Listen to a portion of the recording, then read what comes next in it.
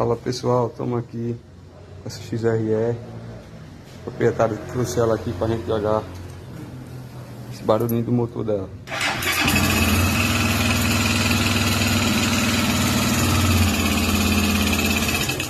Vamos estar desmanchando ela aqui. Depois a gente volta mostrando o que foi. Olha aí pessoal, a XRE que tá com barulho. Vou ligar ela aqui agora.